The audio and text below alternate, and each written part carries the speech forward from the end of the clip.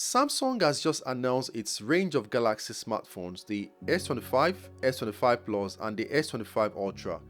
But the thing is, sometimes when new phones come out, people are basically like, oh, it's the same as the last year's phone and nothing has drastically changed. While this might be true for some phone manufacturers, but there is a saying that if it is not spoiled, then don't fix it. Which means if consumers like a particular phone model, what manufacturers would normally do is they refresh it every year. So let's put this into context. The S24, which was released in late January 2024, looks the same as the S25. And the one before the S24, which is the S23, looks pretty much the same as the S24. So the design is kind of becoming stale. Nonetheless, if the new Galaxy smartphone is the same as the previous one, there are a few things that are worth talking about. To be honest, considering the outward looks of the new Galaxy smartphone, nothing has drastically changed, but I reckon the performance of a phone is not entirely about the outward looks. These days, when new phones are launched, we often don't see that massive jump in specs that we are used to. Now it's all about the software and how you can use a smartphone to make your life easier and better. And that of course means using artificial intelligence to do loads of things.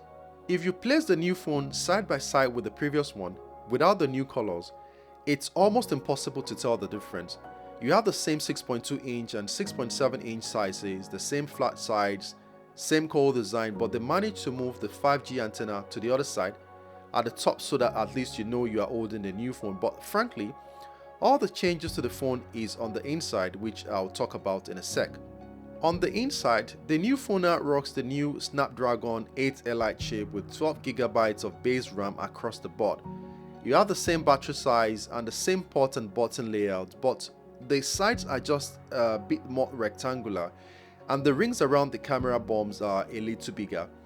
At the front, the bezels are a little smaller, so you have a little more screen, which has now been upgraded to the newest Gorilla Glass. In terms of camera, you have an impressive 50 megapixel ultra-wide camera, which is now replacing the outgoing 12 megapixel. And the other two cameras at 10 and 12 megapixels are the same as what you have on the previous model, which is the S24. One of the main focuses of the S25 range is integrated and personalized artificial intelligence. Simply put, these are programs and tools that learn and improve the more you use them. Now you have programs like Gemini, which is fully integrated into the S25 range, which now makes it very possible for you to talk to AI agents to ask for help. So you could use your phone to book appointments, you can use your phone to find restaurants, book tickets, and so on.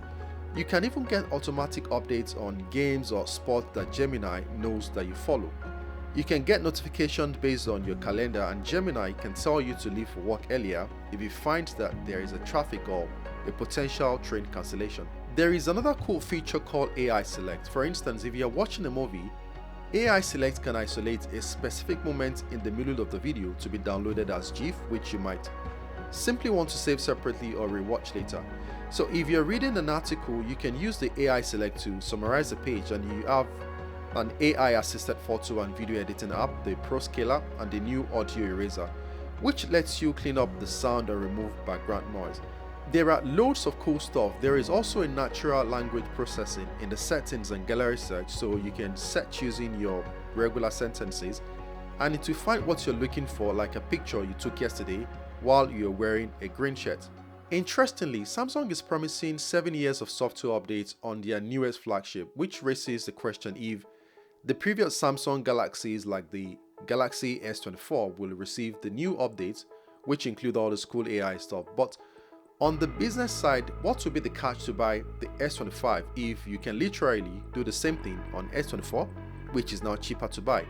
Anyway, let's wait to see what software updates Samsung will push to their previous models. Price points: S25 starts from £799 with a 6.2-inch Pro Scaler display, 120Hz refresh rate and 50 megapixel camera.